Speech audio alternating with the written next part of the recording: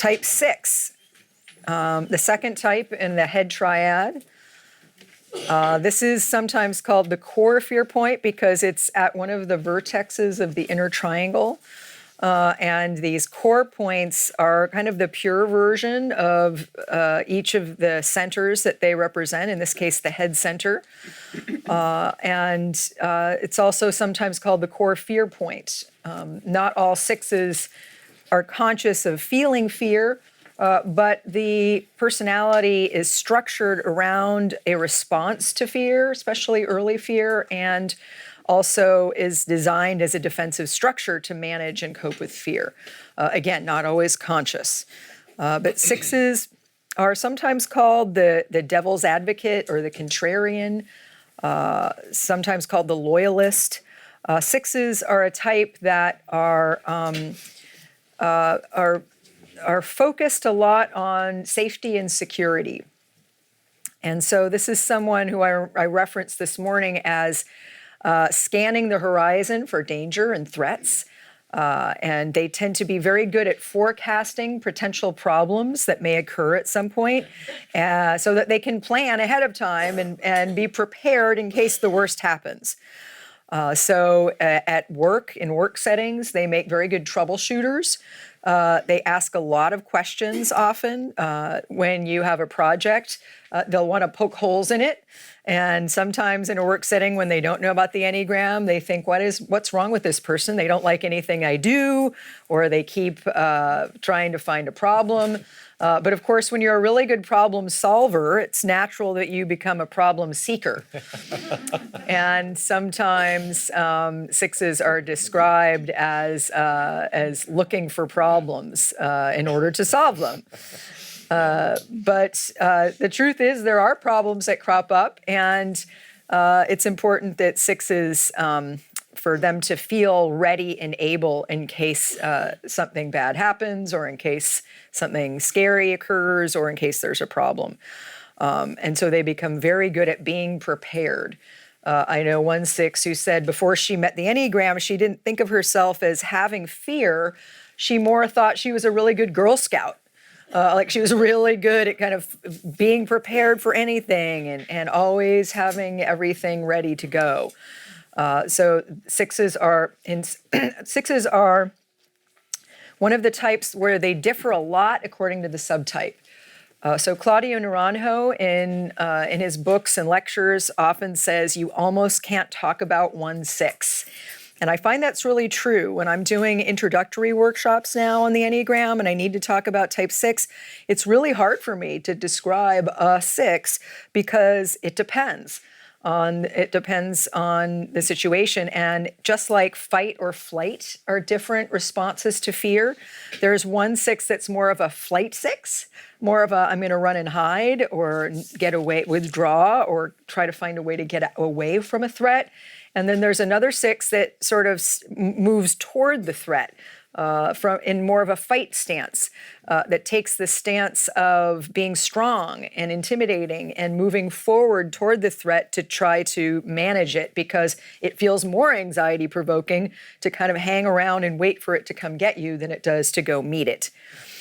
So, and then there's a third kind of 6 that is more a 6 that's looking for a good authority and finding rules and reference points in order to find guideposts in order to deal with fear. So as we go through, I'll try to really clarify the subtypes in this case because I think it really helps. It clarifies that, and Naranjo in his book, Character and Neurosis, it's really interesting. So he has a chapter in every type, and it's one of the foundational books in terms of integrating the Enneagram with Western psychology. It's a little bit hard to read. It's a little dense, but the 6th chapter is the only chapter in the whole book where he talks about every trait he describes in the 6 having in terms of the 3 subtypes. So for every trait, he says the affectionate 6 does it this way, the obedient 6 does it this way, and the aggressive 6 does it this way. So the affectionate 6 would be the self-preservation 6. This is a 6 that copes with fear by finding protectors. and being friendly and warm. And if you want to find people who will help be with you in times of in scary times, it's important to be warm and friendly to attract friends and protectors. The social 6 would be the obedient 6. That's the 6 that's looking for an authority. It's not always a person. It can be a system of thinking or an ideology. It can be religion. It can be a political system. It can be a system for health. The guy in my book talks about when he found Ken Wilber's work, he felt like he could finally relax because he had a system that would help him define his life and help him know what to do in any circumstance.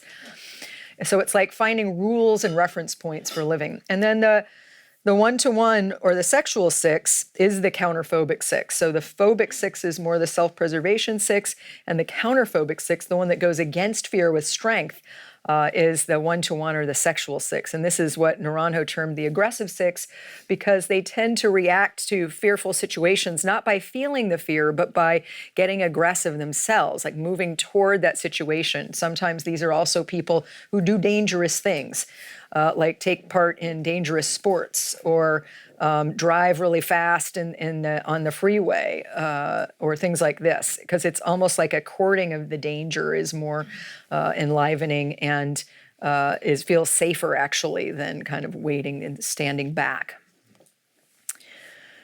So 6s because they're the core fear type, they tend to, in relationships, have issues with trusting people. Because again, they are looking for ulterior motives, false pretenses, expecting that something might go wrong. And so it takes them a while to trust people. Now, once they do trust, they tend to be very loyal and really, really, really will stay with you. They also have contrarian mindsets in which when you say something, they automatically think of the opposite. One time I asked a 6 if they tend to think in terms of worst case scenarios, which it's sometimes said 6s do. And he said, well, actually, I think in terms of whatever scenario everyone else isn't thinking in. So he said, when I was on a soccer team one time, he said, if everyone thought we were going to win, I'd think we were going to lose. If everyone thought we were going to lose, I would think we were going to win. So there is a way that they can automatically take the other side. They're very sensitive to power dynamics. It says, if I swallow whole whatever you tell me, like how am I protecting myself and staying safe? So there's that kind of a feeling of being on guard a little bit, being watchful, being aware of what threats are out there so they can be ready for them. So I think I'll leave it there and turn it over to the experts. So we'll start with you, Trent, if that's okay. And if you could just tell us a little bit about how you saw yourself as a 6, what let you know you were a 6, and how you see some of these traits playing out in your life. Okay. Yeah, well, I'm aware in this moment, I do a lot of leading workshops and stuff, but I'm aware of how nervous I feel talking about myself in this vulnerable way. So I'm like, this is an interesting experience. So I came to the Enneagram, I actually had a good experience with a teacher pointing out my Enneagram type. I was in a large training where I think almost everybody there had already had some familiarity with the Enneagram, and we're kind of going around the circle and naming their Enneagram numbers. And he got to me. This is somebody who had been working with me for maybe 5 months or so. And so he knew, and he was a 5, so he was very observant, and he seemed to be on to me. And it comes to me, and he says, "Well, what's your Enneagram number?" And I said, "Well, I'm a little skeptical of these kind of systems. I don't really get into this kind of thing. I mean, how can we know this is real?" And I sort of see a little bit of 9 and a little bit of this. And he just said, "Well, you're a 6." Right? And that explains it all. Well, and it just pointed out how we approach, my experience, we approach the Enneagram through our Enneagram pattern, you see. Yes. And so that's where it really showed me how deeply this goes. Yeah. And then that was an immediate conversion moment for me in some ways. And then another way in which it goes deeply, I was thinking of what to say today, come up with a couple of stories or something to share, and just to show you how subtle and tenacious these patterns are around planning worst case scenarios or planning ahead for danger.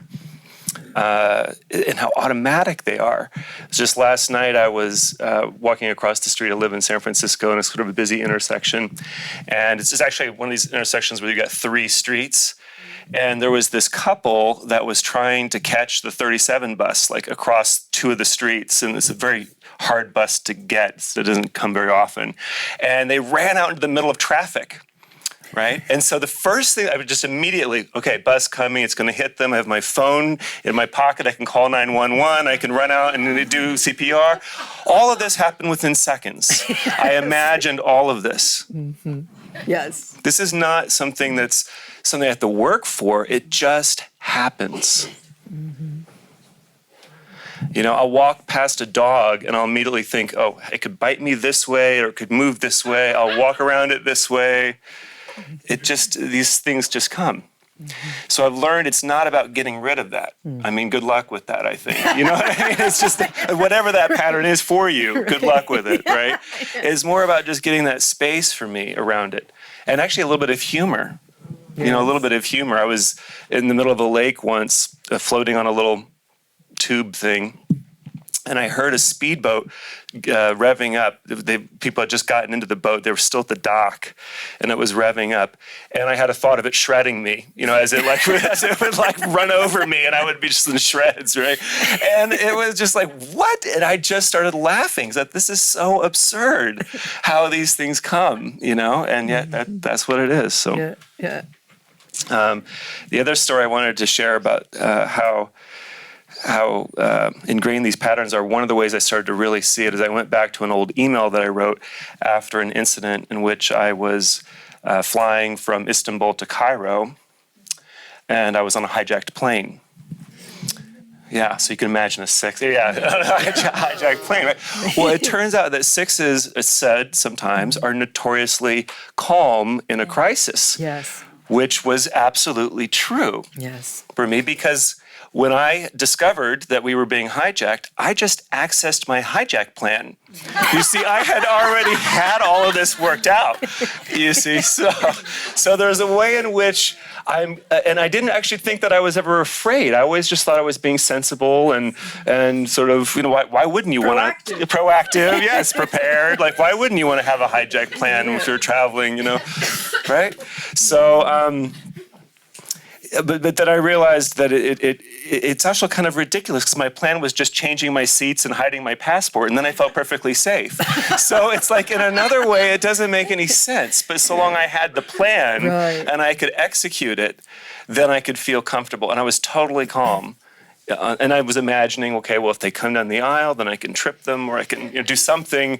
So there's a way in which I think I move into courage because I learned something this morning when Bea was talking about how the 6 is kind of the action head type because it's a lot of planning for the action that I can do. So, you know, I think there was a moment in which I would have done something, but I had already thought about what that would be. Right. I don't know if that makes sense. So I think it's the spontaneity of the action that's the trouble. Right. There's a lot of playing it out in your head ahead of time. Yeah, so... which is why I think 6s tend to be calm in a crisis. It's almost like they've already thought through this. It's already happened. And so now that it's actually happening, what they planned for is almost like a sense of calm, and they can really act in good ways when the worst does happen. Yeah, that's it. Yeah. That's it, exactly. Yeah. And then I realized how much of that's driven by fear. So I thought it was just planning, but actually I'm having to imagine, is this on? I'm having to imagine all of the worst cases in my head.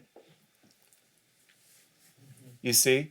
So I'm basically scaring the shit out of myself constantly by imagining and running all the tables and the scenarios so quickly. It's a constant state of imagining myself in those situations. That's the fear. And I didn't realize that. I thought it was just planning. I thought it was just planning. Right, which is a great example of how a 6 can feel like they're not really afraid. I'm thinking, Ken, I think we may have a battery issue with this microphone. Oh, there we go. I think maybe I just hit it. Yeah. Okay, now there it's we working. Go. Okay, much better. Now it's working. If you're touching the bottom of it, it can go off. That's probably what happened. Thank you. Okay, yeah, it's back. Now we're all going to be afraid of touching it. Don't touch We're all going to be holding it like this. Like this. Yeah, that's right. Problem solved. Yes. But yes, great examples of how it doesn't necessarily get labeled as fear in your mind before you meet the Enneagram. It more is just like, okay, I've thought through that already and I've thought through this. But you're right, there's a way that while you're planning, you're scaring yourself by imagining that that's happening. And then I just wanted to say one more thing, and then pass it down, is that I was really appreciating how B was pointing to how difficult it is to type sixes, and how we can be contrarian and whatnot. All that's true. A lot of it is about consistency. So there's a more subtle way in which it's not just safety, it's about consistency, reliability. And I once heard a teaching where the passion of the Enneagram, fear was described as inconstancy. Yeah. And there's a way in which I'm looking for things to make sense and be consistent and reliable. And the irony is I can be the most unreliable and inconsistent person. I think of myself as reliable, but I can be angry and sad and over there and happy and social and withdrawn. I mean, I can do the whole range of things, which can be really confusing, except for the fact that there's a lot of inconsistency in testing others for how consistent they're going to be in relation to me. And so I think that's the actual nub of it for me, is like seeing that part of that desire for something reliable and consistent in the way that I'm actually manifesting and testing to get that. I think to me that's the nub of it. Yeah, that's really clear. And is it also about certainty? Certainty, yes, yeah, certainty. Wanting, something to be predictable, something to be sensible, that the world makes sense, especially on a rational level. There's a kind of logic. And when that's threatened, it's kind of like the whole thing can spiral apart.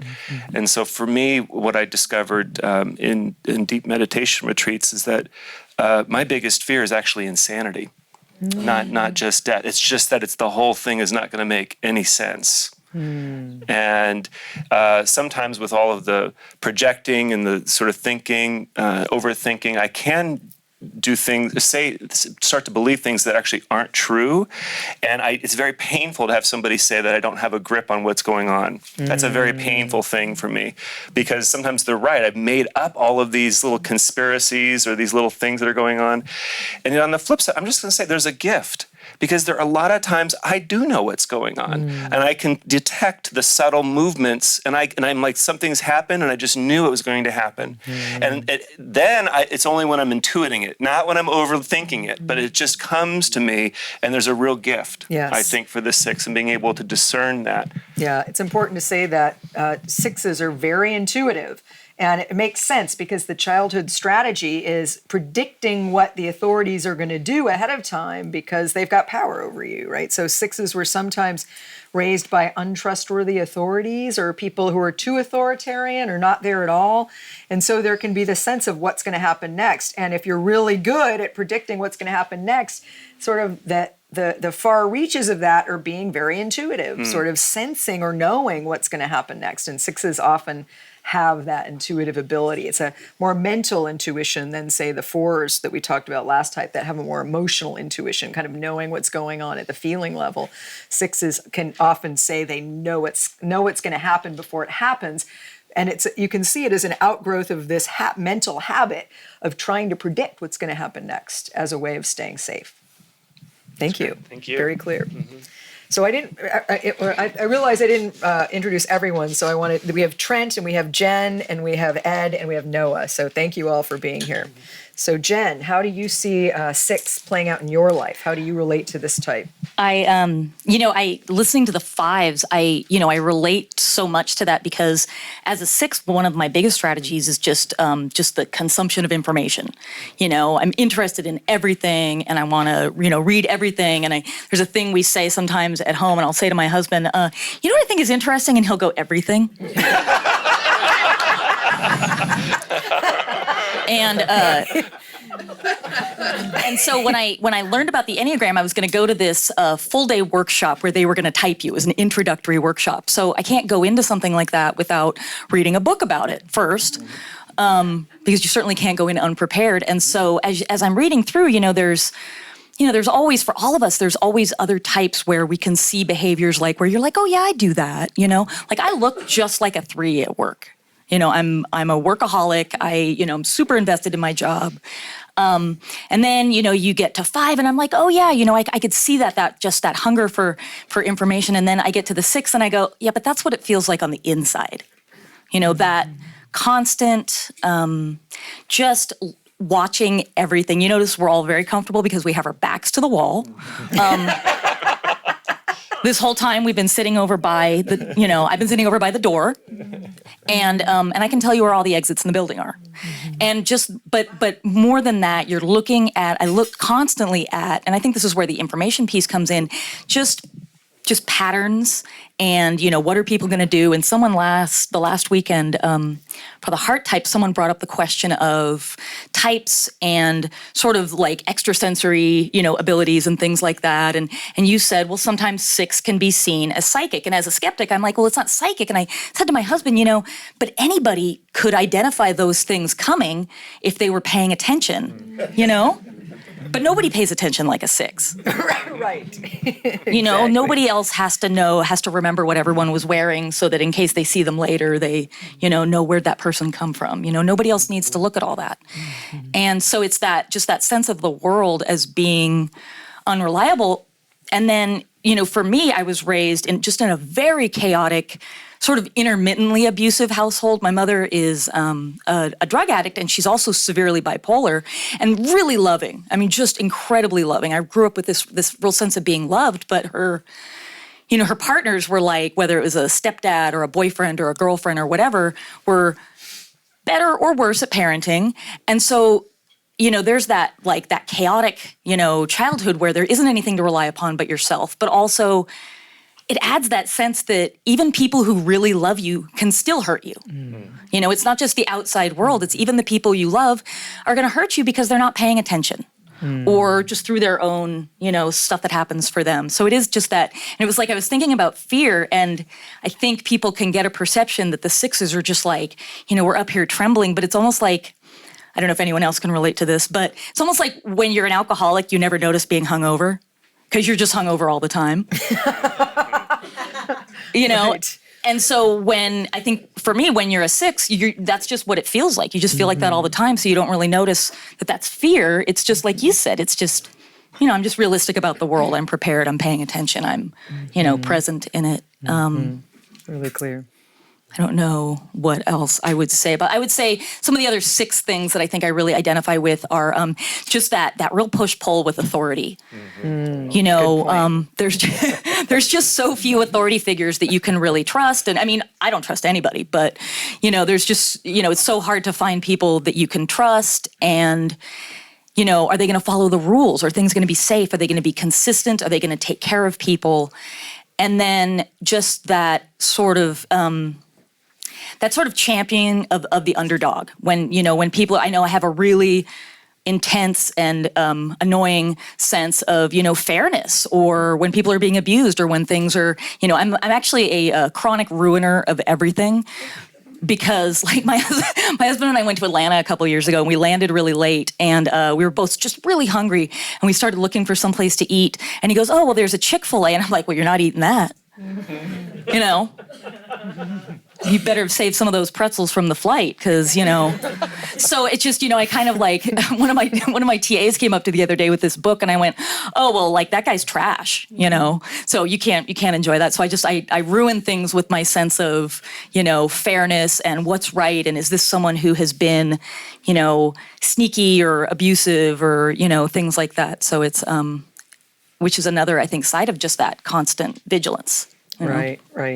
And I think that anti-authority, the authority issue is very important. It's a real big, like sometimes when I'm not sure if someone's a 6 or not, that's the deal. Like, you need to have How an much do you authority fight with issue. your boss? You know? Exactly. Right. And it's so for you, is it more suspicious and skeptical, or is it more rebellious, or how would you say that authority issue plays out exactly? I think when I was younger, I think there was more of a pushback. There was more of a rebellion. More rebellion. I think I'm better now at kind of judging, where people are coming from. But yeah, it's definitely there's definitely I can work with people as long as I feel like they're not actively trying to be, dishonest or take advantage or, be injurious to people. Mm-hmm. Okay. But that's kind of new. That's really clear. Yeah. All right. Thank you very much. So Ed, how did you know yourself as a 6, and how does this show up for you? Well, Bea and I have been friends now for probably 20 years, and she first invited me to come witness an Enneagram panel. They were hour long. I think you were going through all of them in a weekend, I believe. And so I was there for the whole thing, and I was witnessing the 3s, and I really identified with being a 3. Very much about achievement and accomplishment and getting things done. But it wasn't until the 6 panel came up and I started to listen to them, and I go, oh my God, these are my long lost brothers and sisters. Where the hell have you been all of my life? Like I had no idea that people felt the same way that I did. And I can feel it now. It was a very emotional space for me to witness that. And every time I recount that story, I could feel it coming up for me viscerally.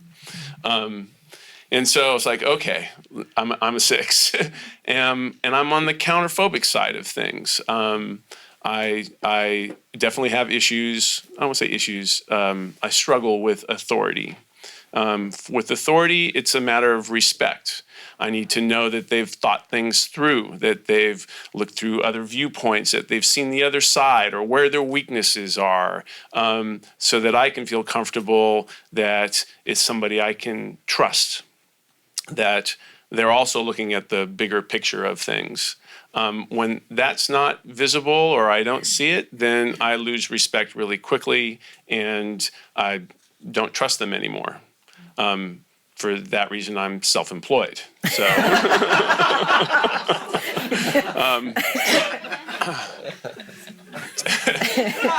You are the only one you can trust. so I'm the only one I can trust. Apparently, you're like Jen, you don't trust. A few years ago, I was kind of in a bad space, and I was getting some counseling.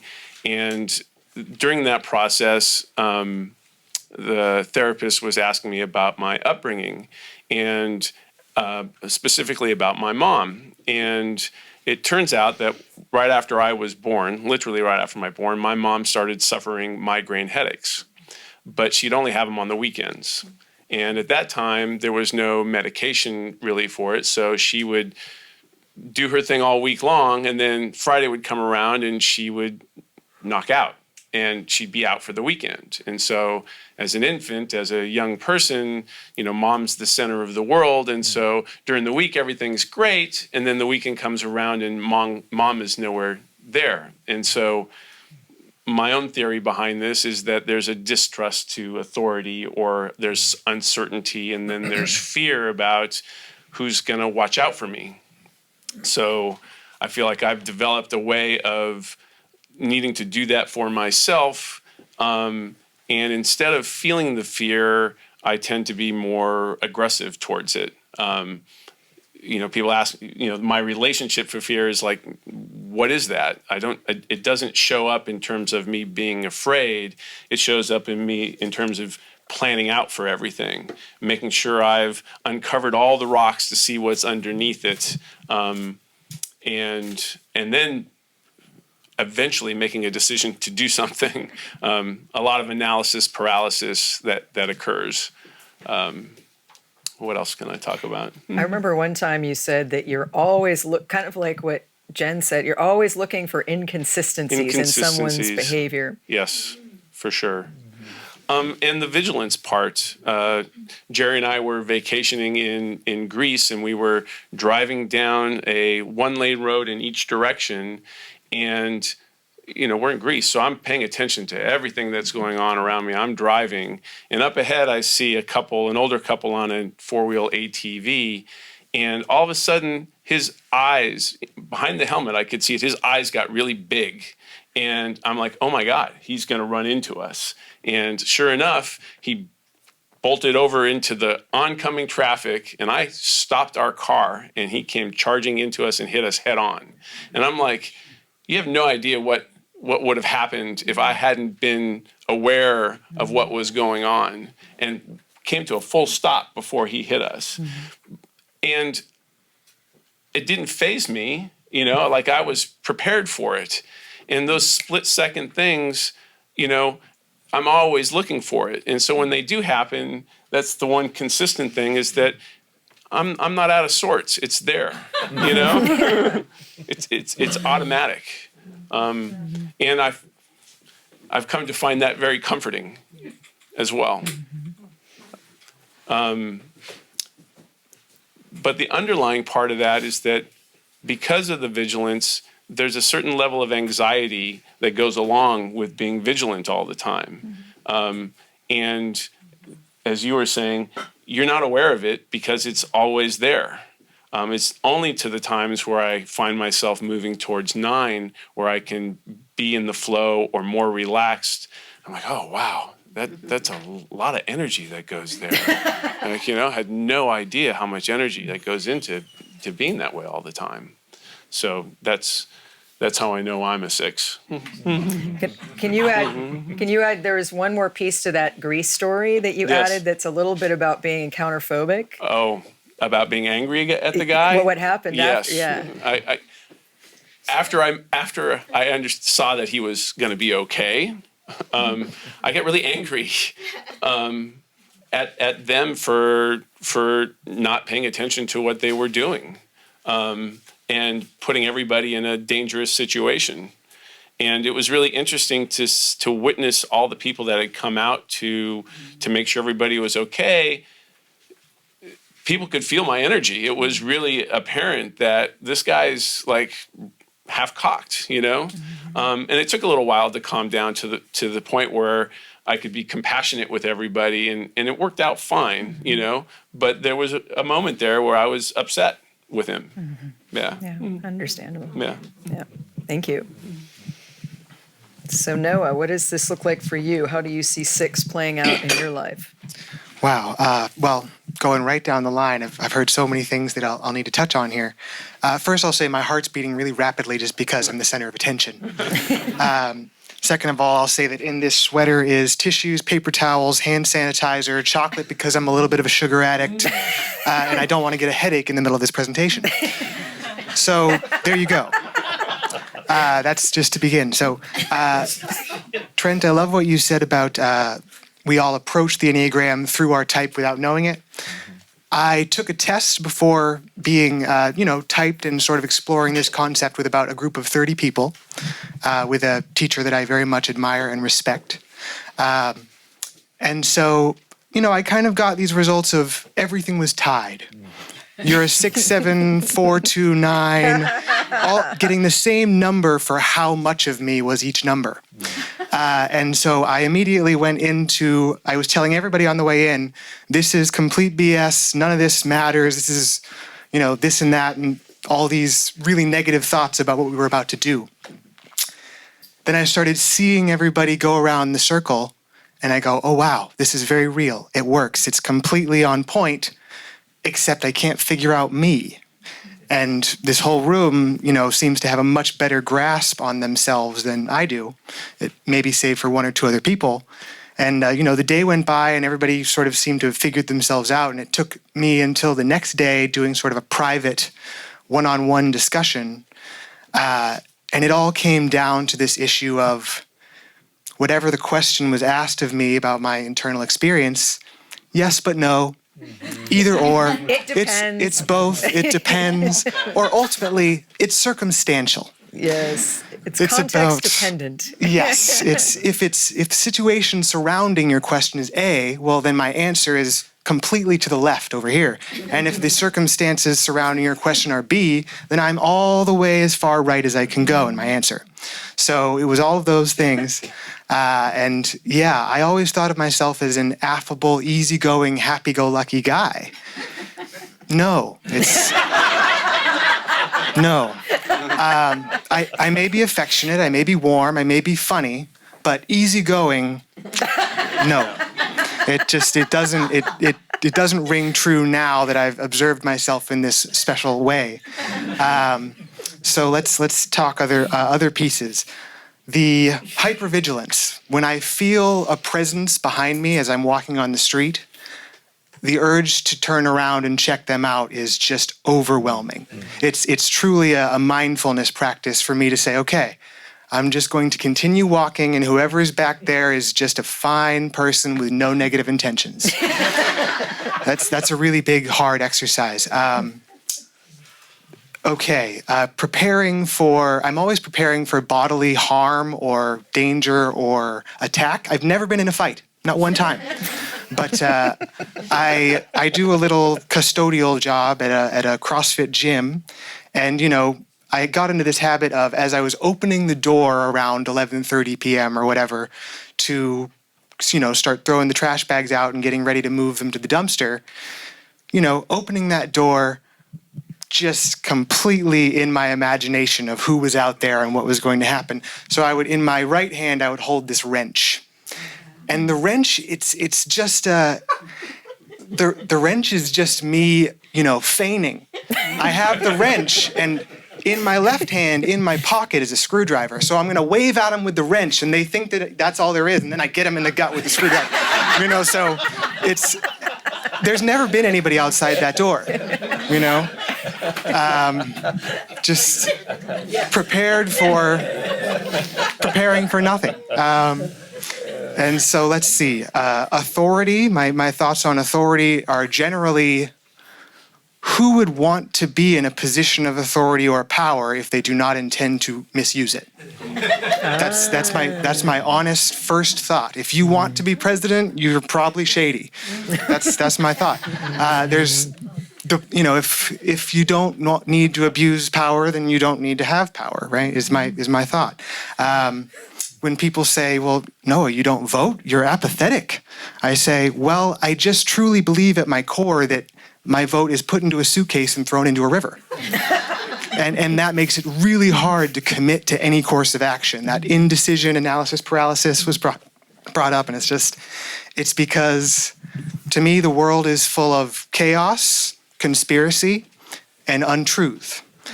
In fact, the idea of truth to me is like an oxymoron. There is no truth. I can look at objectively observable phenomenon, again, gathering information, wanting to know what the boundaries are and needing information to feel like I can move forward. But, I can look at objective phenomenon and try to organize my perception around what I see. And once I've sort of organized my best guess, not truth, just my best guess, I'm just kind of sitting around waiting to be proven wrong. For the next thing that I learn that will show me why my current perception is wrong or incomplete. I'm all about the conspiracy theories and, what's going on in Antarctica and all those kinds of things.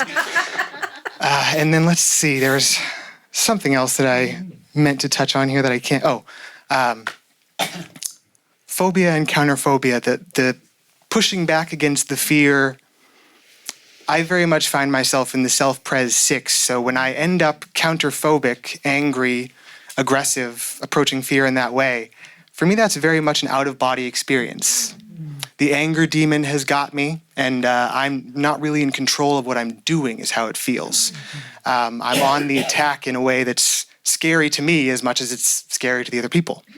And then I find a little bit of that approaching fear in my socializing, where I can really feel when I'm going to make the choice that's not always the choice I make, to say to a stranger, oh, hey, how about this thing that I see right there that maybe we have in common?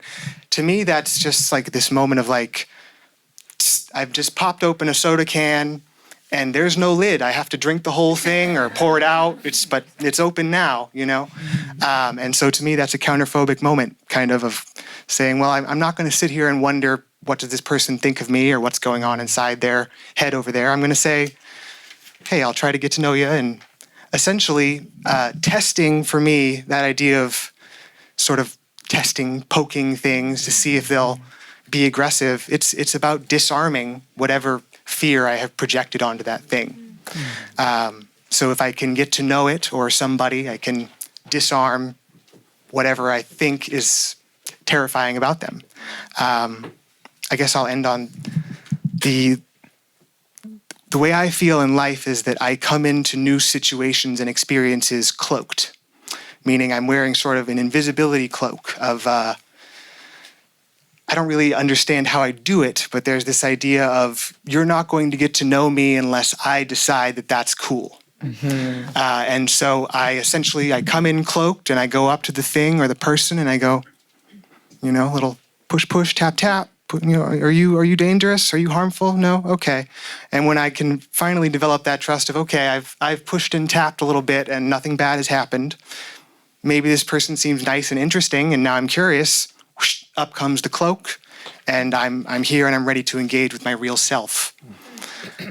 But until I can find that first modicum of trust, I'm wearing my invisibility cloak of, you know, you won't really know who I am or what I'm about, you know. Yeah, and on that, so what does it take for you to trust someone, and how does the trust development process go from there?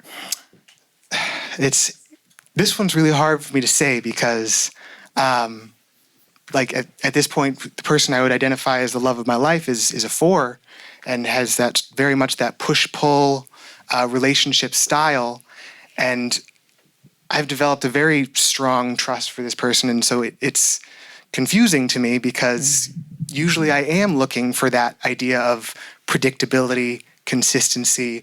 It will be the same way. It's predictability and consistency for me are, again, elusive and ethereal. But I like to say that many times I've heard the phrase in life, no news is good news. And coming from the 6 perspective, that is just the most untrue statement I have ever heard.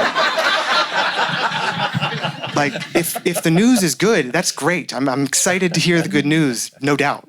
But if the news is bad, I need to know that too. Because no news, the unknown, that is the ultimate fear. You know, I'm not going to jump into a lake if I can't see to the bottom. It's just, you know, if I don't know, I can't go, you know. Plus, there might be a guy on the dock in a boat who's going You never know. You never know. That's You never know. Yeah. Right. Yeah. Right. So you've touched on a few things I just want to highlight. One is that the counterphobic versus phobic spectrum. Most 6s will say there's no such thing as 100% phobic and 100% counterphobic. Now, usually, especially depending on what subtype you are, you fall at one end or the other. Self-preservation subtype more at the phobic end, sexual subtype more at the counterphobic end, social subtype kind of in the middle is sort of a mix. But even the most phobic 6s will tell you they have experiences of counterphobia on a regular basis. And I think that was a great example. I hadn't really thought about that even just like really opening yourself up to somebody can be a counterphobic experience, especially if you're a phobic 6. And so it's important to keep that in mind, that that's a spectrum, and they tend to usually you're at one end or the other most of the time, but it's not all the time, and it's a little bit more of a mixture in reality. And also you mentioned projection, and that's the main defense mechanism of the 6. We talked about 4s introject. They take something outside themselves, inside themselves in order to control it unconsciously. 6s do the opposite. They project things outside themselves that they don't want to own or that are uncomfortable inside, and then imagine that it's coming from out there. So you've heard them talk about how they do that with fear often. They may be fearful inside in a way they may not fully register or own, and then they see you as being someone who means them harm. So the fear gets projected out onto others. And then, of course, it can become a self-fulfilling prophecy if you treat that person as dangerous, and then they become dangerous. So sometimes that can happen for the 6. Okay. Life is all gray area. Yes. Now that is a statement of the self-preservation 6, who sees life in terms of gray and not black and white. But the social 6 doesn't like that, doesn't like ambiguity, uncertainty, gray. And so social 6s tend to see the world a little bit more in black and white. Not 100%, but more, because they're looking for rules and reference points. They're looking for some sort of certainty, because the certainty that they find often in an authority figure or impersonal authority like a system or an ideology helps them settle their fear, because they know what rules to follow. And so sometimes they can sort of be even too much of a true believer in something because they give their authority to that system of rules so that they can feel more safe. And I'm always looking for the thing I can be the true believer in. I'm wanting and seeking and asking others, deferring out to try to find where the black and white is and the markers, and seeing them in the same place all the time. But I can never get there. And you can always ask more questions. There's always something to doubt, right? Yes. I as much as I look for the black and white, I get stuck in the gray. Yeah. And I can be pushed to the point of, finding, okay, well, this is my opinion. I've found the black and white, but even when I find that place, it's usually a contradiction of some other thing that has been posed from outside of myself. The devil's advocate stance. So. All right, beautiful. Thank you so much. Very clear. So why don't we start with Trent again, and I want to just ask you, and too, if you want to say what your subtype is, that might help people. And then also, what's helped you grow? How has understanding all these 6 patterns helped you on your growth path? Yeah, I'd say that I probably lean self-preservation first, and I'm pretty close social second. So I'm sort of maybe a mix of the two. But I think I'm more warm in that self-preservation way, typically. And then the sexual counterphobic would probably be my least. But I really see all 3 come out, a lot. So in different contexts, I can really relate to all 3 of them. I really appreciating hearing from all of you, actually. I was reflecting on what Noah was just saying about no news is definitely not good news for a 6, because that to me is where the projection part really lives. You see, if I don't mind if you're angry at me, I don't mind if you have a hostile intention toward me as much, because I can prepare for that. What I don't like is when I don't know what's going on. And then I go into the whole, I have to go to the worst case scenario first to prepare. Why wouldn't you prepare for the worst intention you have toward me if I don't know what it is, you see? And then back up from there. So one of the things that's helped me is just to relax that a little bit. And as I see, I'm going into that, I don't know what their intention is toward me, they must be hostile, blah, blah, blah. If I can relax that, coming into the body is really helpful. All of the good things start to come next. You know what I mean? If I just let it, I can start to see, actually, I think they're just kind of embarrassed, which is why they're not coming toward me. And then there's almost like a ring of truth to it that comes when I'm more settled. So if I allow myself not to get completely hooked by that first worst case scenario, I can actually more intuitively come into what's going on. So that's been really helpful to me, coming into the body. Right, getting in touch with your body. Sometimes when I was working with 1/6, he would go around and around and around in his head, and I say, well, what happens if you go into your gut? What is your gut telling you? or what is your heart telling you? So getting out of the head into the body is a good way to get more in touch with feelings and physical sensations. And like you talking about, like the real evidence that's in front of you, aside from the story you might make up. Yes. Right. And then I love that you said you might pick up on something and then you get an intuitive hit like, yeah, that's right, and sort of you start to sort of sense what might be more true.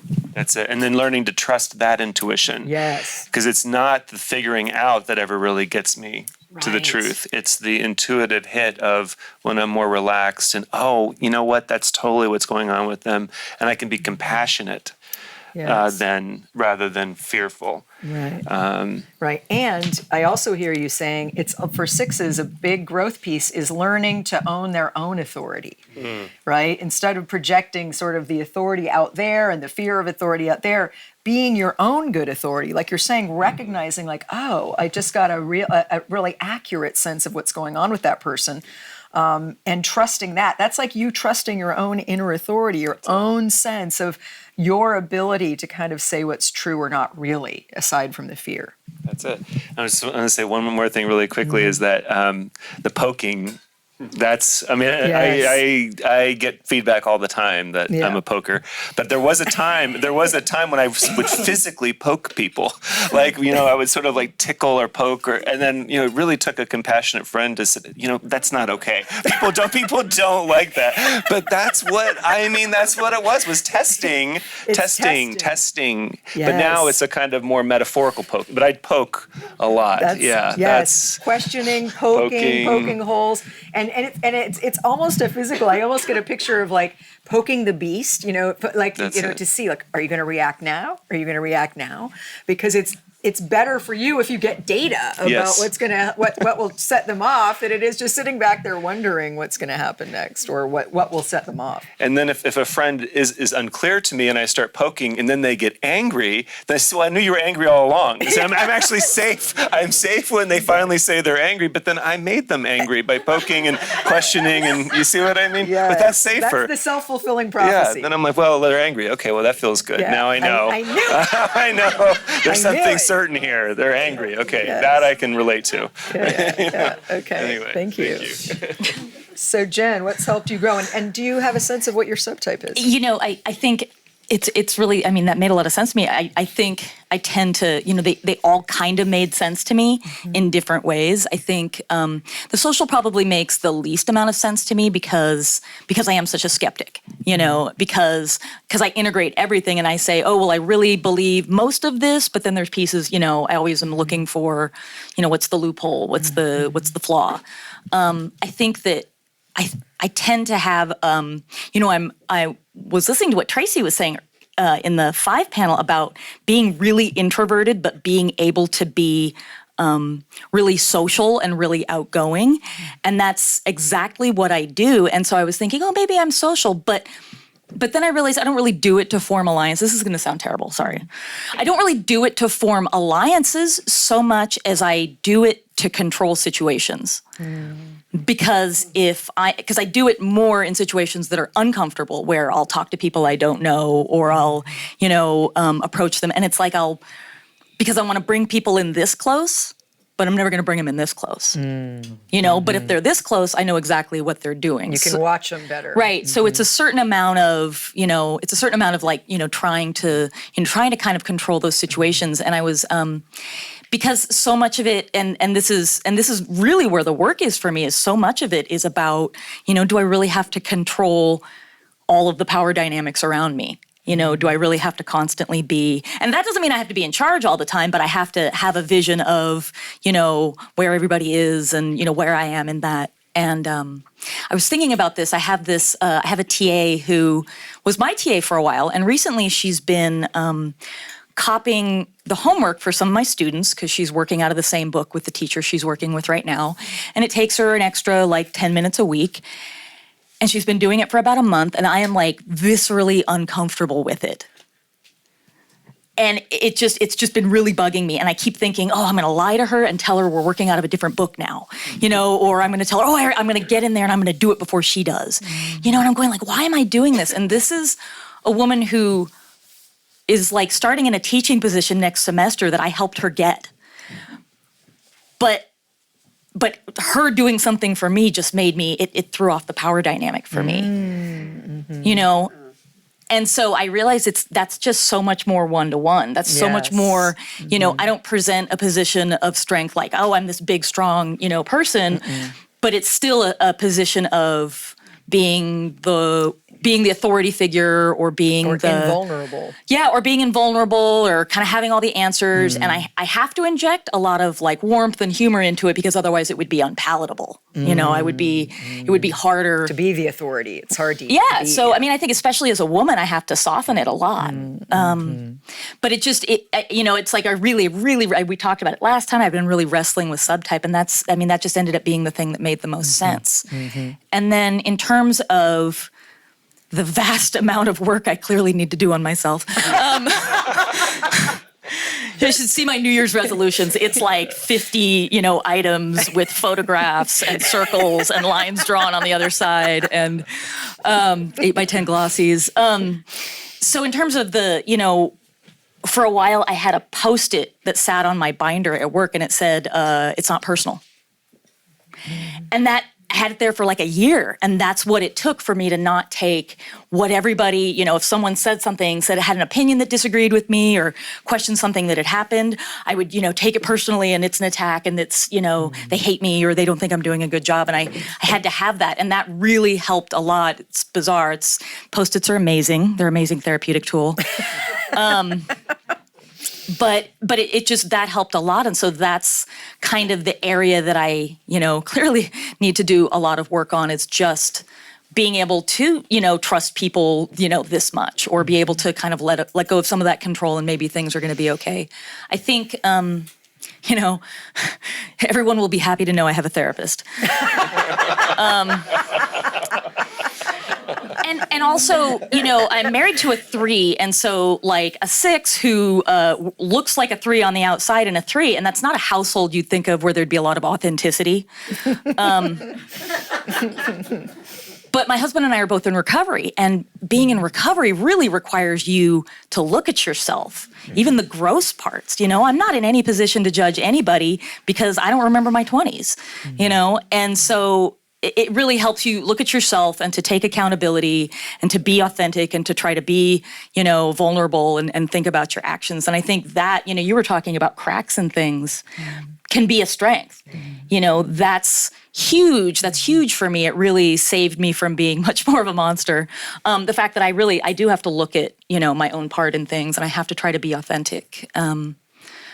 And I have like the perfect job for a 6. I work with emotionally disturbed boys who have behavior problems.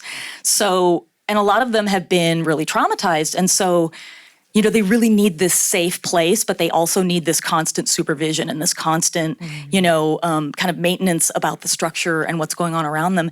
And nobody understands how to create safety better than a 6, you know? So it's just the perfect, you know, it's the perfect job for me. And so that helps me to try more things, you know, because I'm really good at it and I feel really comfortable there. I can push myself sometimes in a way that I couldn't in an environment where I wasn't as sure as myself. So I can, you know, my therapist will tell me, well, why don't you try letting someone else do something? And I'm like, you know, and then I, you know, what's that? And then I can try to do it. Yeah, so that's beautiful. Thank you. Really clear. So Ed, what kind of things have helped you grow? What have you done since you found out you were a 6 differently in terms of developing?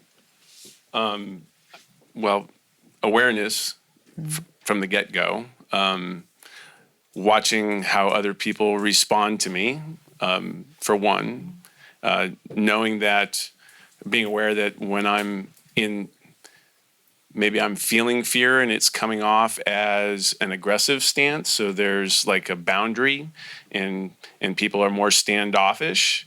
Learning to smile helps a lot. Learning to be vulnerable helps a lot in inviting people to engage.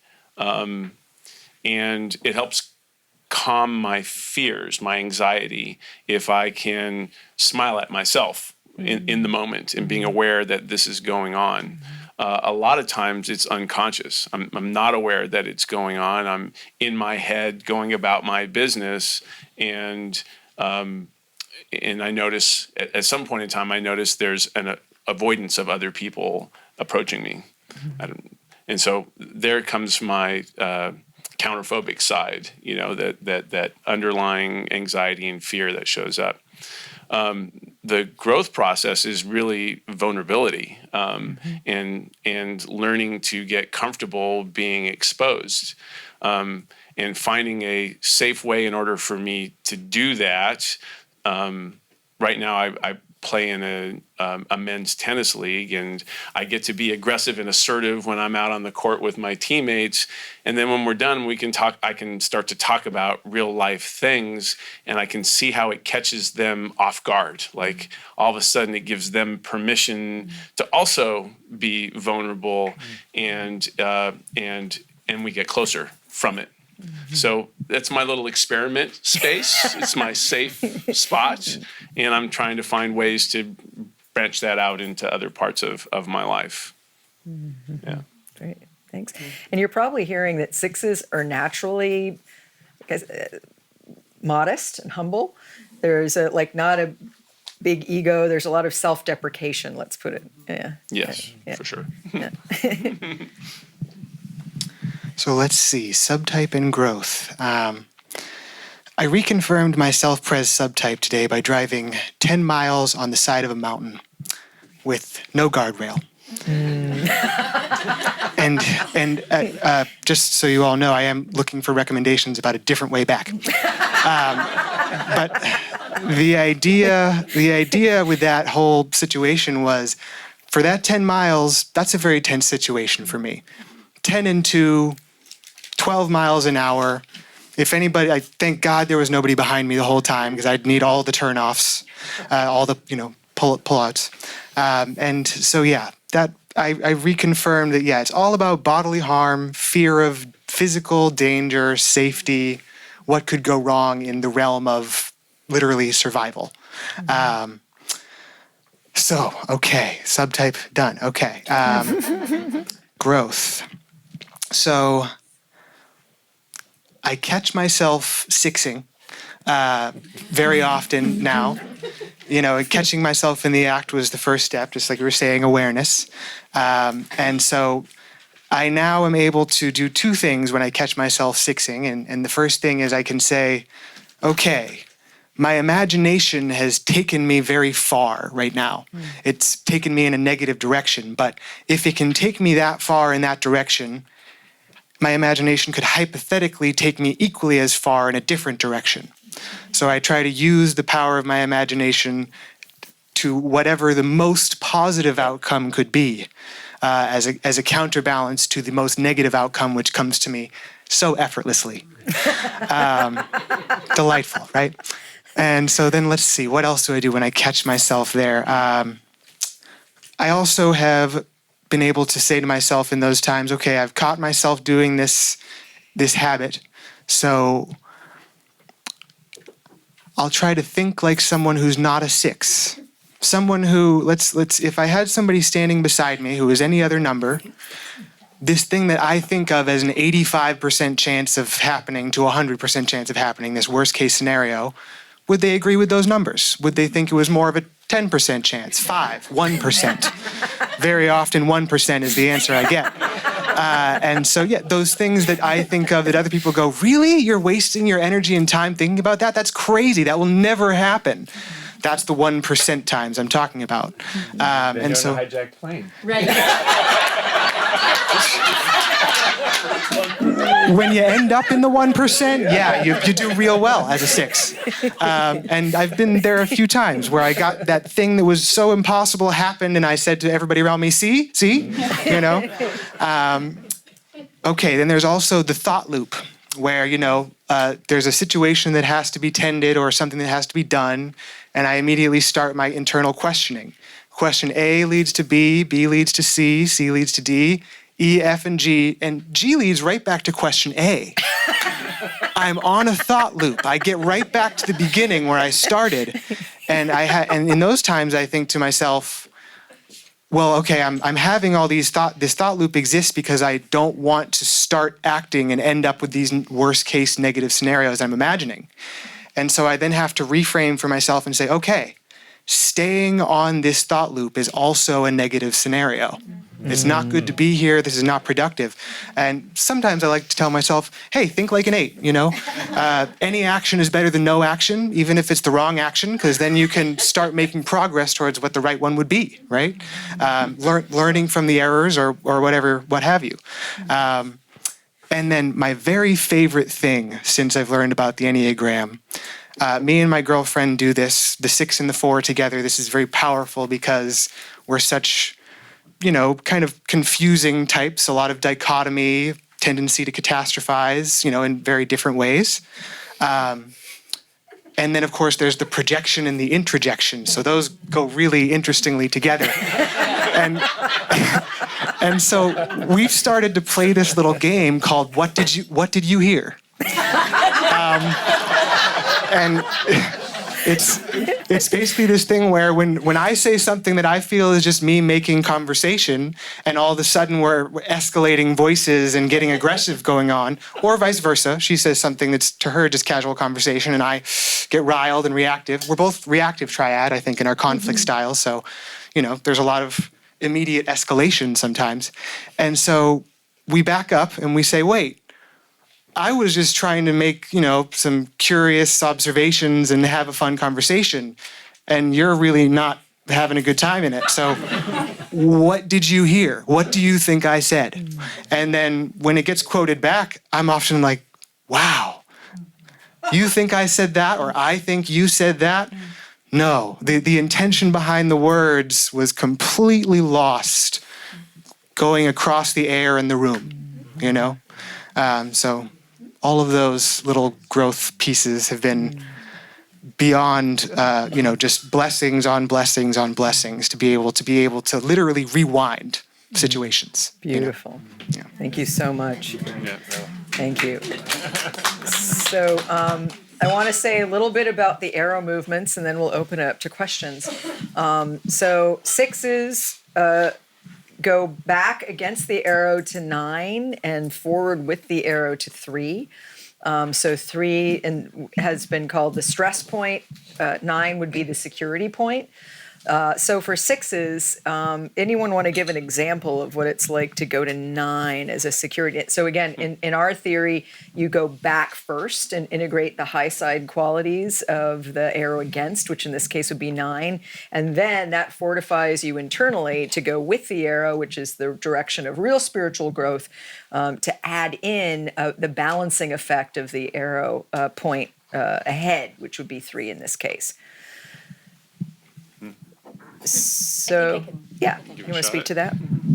I think, and I might be grossly interpreting what a 9 does, but I know that for me, you know, when I was younger, I was way more, you know, oh my God, you know, those are fighting words, you know, this is a conflict. And I think now when I see that stress, what is important for me to do is, like, I think about 9s and I think about the way that 9s can take these different viewpoints and kind of merge them with their own or merge with them. And so, you know, reminding myself, it was like that, you know, Post-it that said it's not personal, reminding myself about what a harmonious compromise could look like. You know, so if someone makes a suggestion for something that I just think is, you know, horrific, you know, instead of immediately reacting, I have this rule for myself. If I'm really angry with someone, I wait a day to talk to them so that I can really think about it. And I'm usually a pretty quick thinker, but when I'm angry, I have to step away from it, think about it, and then get back to it. And so usually by then I can kind of integrate, you know, where were they coming from? What, you know, what is the position they're coming from? And the ability to play devil's advocate that a 6 has, it does make it easy for me to be empathetic with people. Well, this is the position they're in, so this is why they would suggest this. And so maybe I can find a way to come back at it from a point of view that isn't just, oh my God, you're endangering my safety, or this is against my values, or things like that. But, you know, here's what you're interested in, here's what I'm interested in, maybe we can come up with a compromise. Right. So like getting more connected to people, seeing more things from other people's points of view, as opposed to just maybe the scary scenario you might create in your head. relaxing more, getting out of your head into your body. So this is really good for sixes to ground the fearfulness in a sense of their own physical strength. To sort of feeling more grounded by getting more connected to the body, almost like that head has a cushion, the fear and to rest on. And so then going to 3 would be more about taking the risk to be more on stage, to be more recognized, because you probably hear 6s are very self-deprecating, not really owning their own authority, kind of taking the side of the underdog.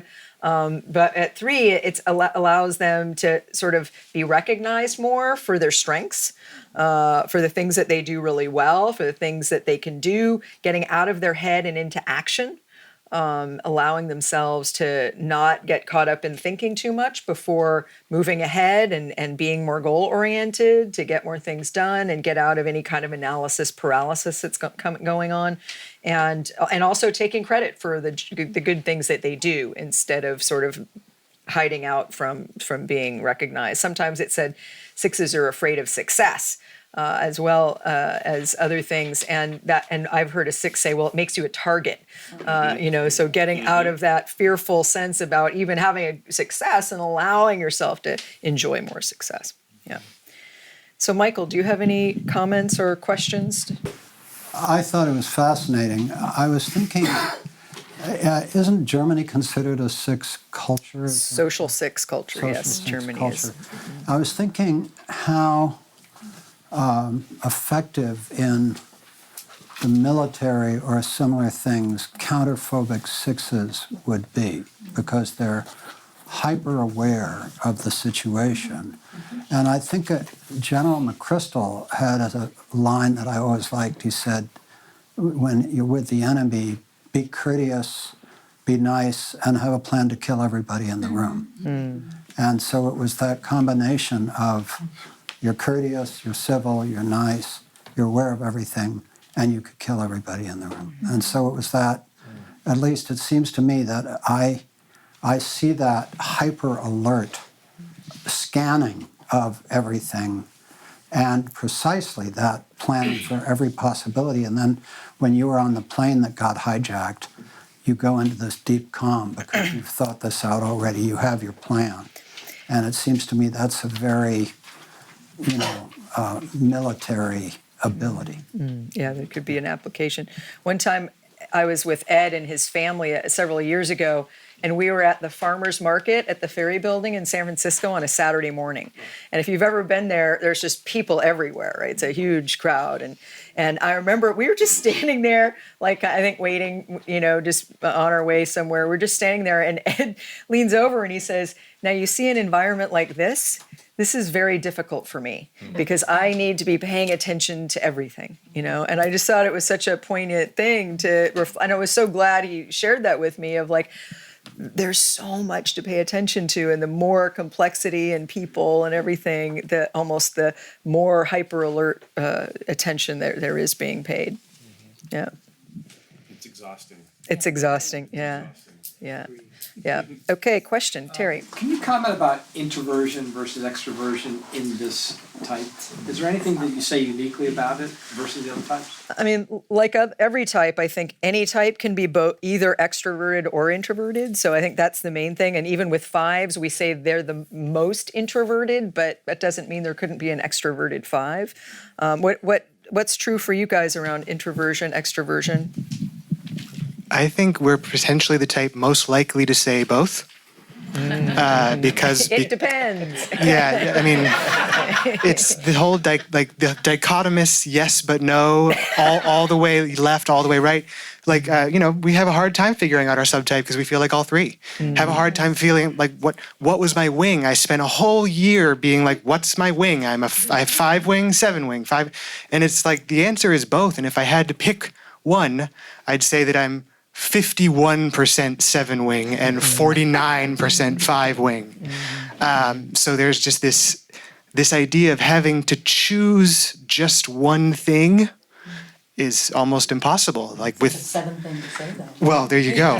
Seven wing, there you go. But ambivalence, indecision, those kinds of things make me feel like, oh, I'm an extrovert right now, and then 20 minutes from now I'll be an introvert, and it's just a back and forth all the time. I always go to, where do I recharge my batteries? Like, how do I refill my gas tank? And for me, that's introvert. I like my alone time. It's calm. There's not a lot of stimulus going around. I don't have to be paying attention to things. It gives me a chance to calm myself. So I would lean to the introvert side. And I remember Yeah, you took the an Enneagram test once and came out as a 5. As a 5, yes. Yeah. One thing is that, I totally agree with the halfway down the scale on things and all of that. There was something I wanted to say about the standing out and the target piece. I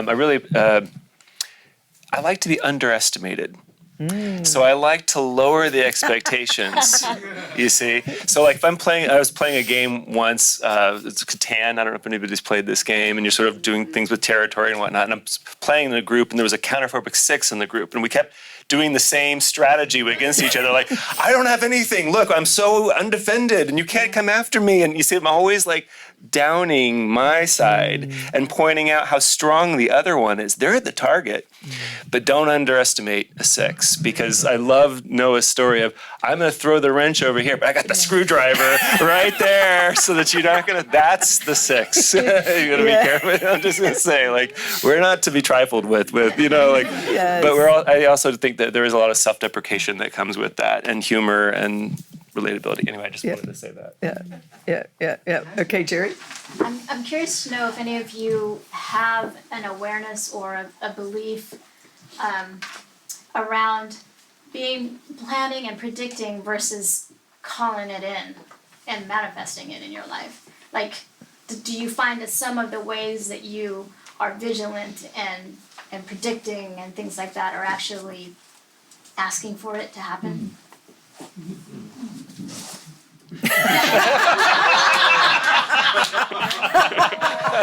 The answer is no.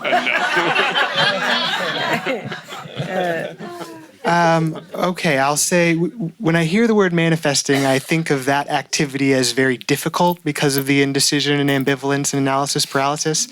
I would say that, yes, I put out an energy of the worst thing will happen, and sometimes it does feel like I attract toe stubs and banging my head on the cabinet and those kinds of things.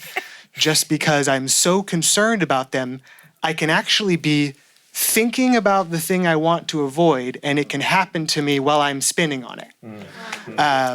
So yeah, that's a pretty difficult thing. I also, I heard you just say the word expectations over there, and I wanted to touch on that idea of meeting expectations of other people and covering all the bases in life and that kind of thing. So you're getting that vibe. We all have that up here. Visible shiver. Yes. I like to say that my daily experience of what life feels like is as if I'm stuck in traffic and the person in front of me feels like I'm riding their bumper, and the person behind me feels like I'm not going fast enough. And they're both mad at me for different reasons, opposite expectations, and I feel like I have to meet both. I feel like I have to speed up and slow down at every given moment of every day.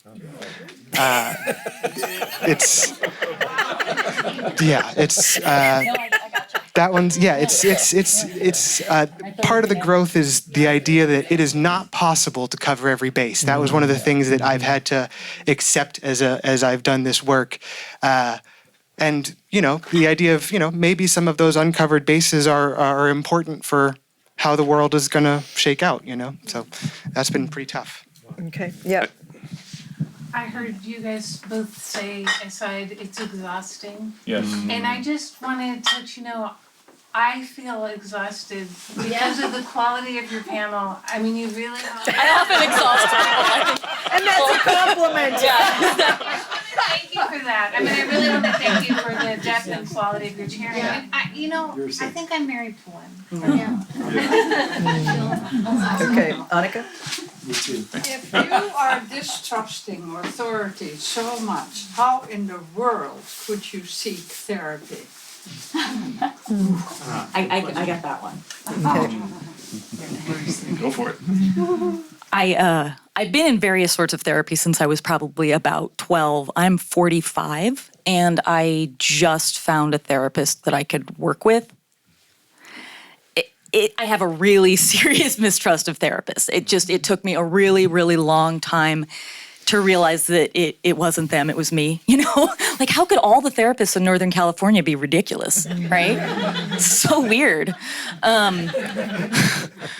So it's hard. It's hard. I absolutely had to get to the place where I realized it was my projection. It was my concern that I was putting what was inside out there for someone, that they were going to tell me what to do with it, and maybe they were going to have me do crazy things, you know. So yeah, it took an actual active effort to say, I'm just going to stick with it, and this is what I'm supposed to do, and this is really healthy for me. But it took 30 years. So. Yeah. I also want to hear from a man. For me, it was consistency. What do you mean by that? How they showed up for me when I was there. You're watching. No, but I was watching. to go there. Yeah. I had to go there. Well, for me, it was at a point where I'm at wit's end. I need help. I'm not getting it in my current surroundings. I'm going to go seek some professional help. And it's not that I wasn't, suspect to it, and so. He had a recommendation from a really good friend. There you go. Who he trusts. That helps a lot. If you don't trust anyone, so how do you get to the point? It's not that you don't trust anybody. It's a matter of learning to trust them. So you're being vigilant and watching them and seeing how consistent they are. And after a period of time, you're able to let your guard down a little bit. You know where they're coming from. You've been watching them, whether they're aware of it or not. Poking. Yeah. Poking, and they're acting. They're having the right response when you poke them potentially. We teach and we do a professional workshop for people, for therapists and coaches working with people of different Enneagram types. And one of the things we teach therapists and coaches, when you're working with a 6, they will need to trust you. And so that means you need to recognize that, and you need to be trustworthy. So in other words, if you are doing little things that are a little bit questionable, like maybe you're starting late, or maybe you shared something about another client, that they are going to notice that. And so, I mean, one of the ways for us on this side of it to handle that is to be trustworthy, right? To be honest, to be transparent, to, if you make a mistake, admit it, things like that. Yeah. You want to say one more thing? By the way. Yeah. What goes a long way? Making the mistake and admitting it. It gives us a big sense of calm that you can own that piece, and then we can own that too. Because a lot of people don't, right? Yeah. Noah, are you going to say something? Since you mentioned coaching, there's to me, health coaching was the answer to the question you're asking of being able to, how can I go if I don't trust authority and give myself over? The idea of a helping relationship, or a growth relationship with another individual who is on my plane, meaning a health coach is known as more of an advocate and an equal in the relationship, not the expert who is talking down to you. And so essentially, if you're willing to work with me and help me and say, I'm not an authority, I'm on the same level as you, I'm very much more likely to engage in that healing relationship.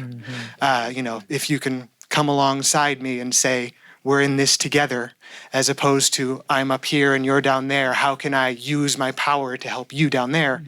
It's a very different feeling that I think as a 6 I'm much more comfortable with. Thank you very much. Okay. Yeah. Would you be willing to talk about how you sussed out for yourselves the difference between like relentless mentalizing and projecting fears as opposed to hearing your own or feeling your own intuition? That's an important question for 6s. Is this projection or intuition? What do you guys think? And how do you get to it? How do you get to intuition? Yeah, it's a key question.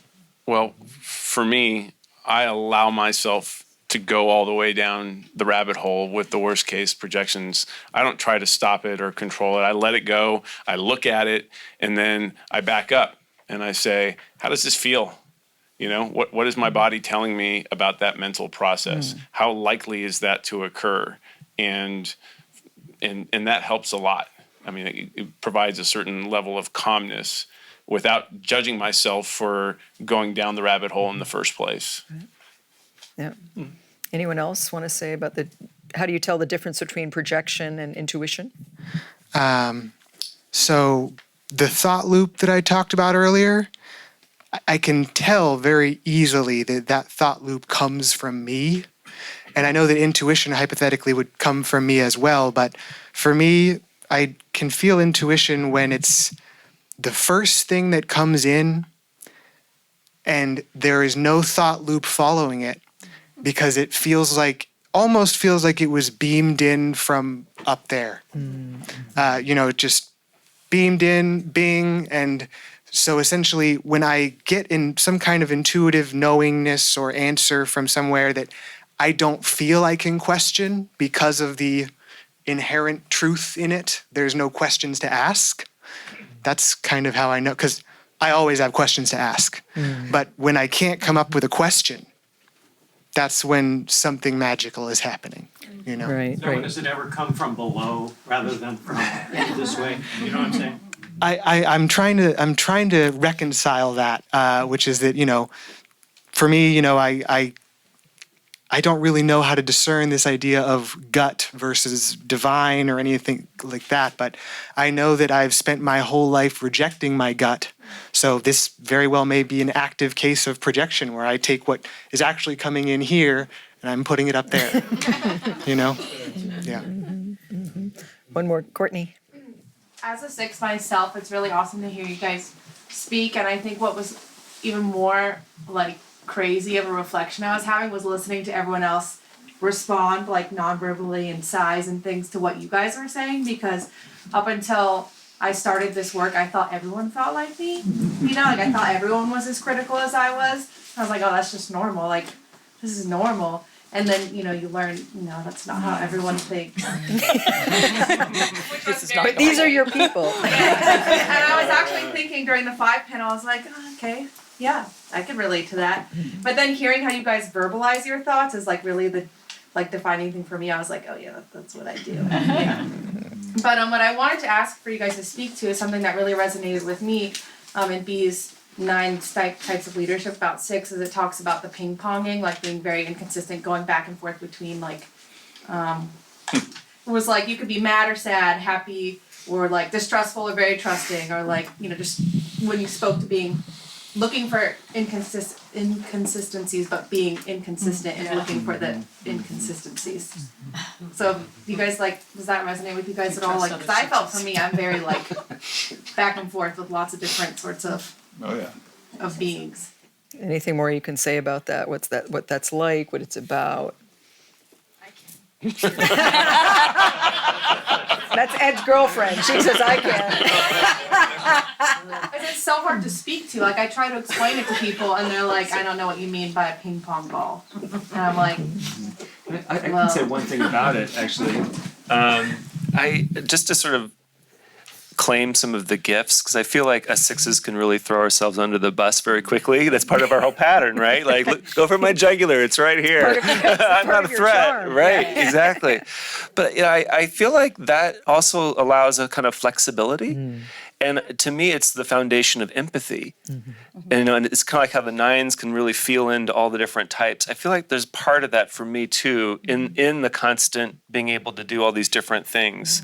So I feel like it's the basis of a lot of empathy. I mean, it's really true that, when I do typing interviews, I often know I'm dealing with a 6 when they start to say in response to every question, it depends. It depends. And their 6s are very context dependent and sensitive. It's well, it depends on what I'm seeing happen in that situation. It could be something totally different, kind of like they were saying, and Noah saying, depending on this situation, I could be over here or that person. So I do think there's a mental flexibility in it. And I do think there's a readiness to try on different ideas as a way of analyzing different situations. So especially when I work in businesses, I always say these are people who, because sometimes sixes get a bad rap on teams because they're perceived as negative, because they poke holes in projects and they ask people a lot of questions so people can feel like they're doubting them. But the thing is, it's like these are people these are people who can think so flexibly about so many different things that they can think through different scenarios. So I think part of it is just trying different things on and being able to kind of put your head into that space and then into that space. And sometimes when your head's in this space, you might have a certain feeling about that. And then if it's over here, you might have a different feeling. And so I think there is that flexibility. Do you want to say something to that? Yeah, I was going to say, and I feel uncomfortable sometimes talking about things that I'm good at, because that's just really hard. But that's good for us to know. But one of the things that I'll do when I'm really comfortable in a situation is I will be able to do something instinctually that wouldn't necessarily come naturally, but is the right thing to do. And then in my head I'll go, oh my God, what did I just do? But it'll have been the right thing. Right. So you still doubt it a little bit afterwards. So the more comfortable I am, the more I can do that without overthinking it. And then later when I think about it to try to decide who I need to apologize to, then I'll realize, no, that was the right thing to do in that situation. And that's, I think, another growth path is owning your strength, having more confidence in yourself and your authority and your ability. Because, I mean, all this thinking over here, there's a lot of wisdom. And so I think it's good to end on that high note. And thank you very, very much. Thank you very, very much.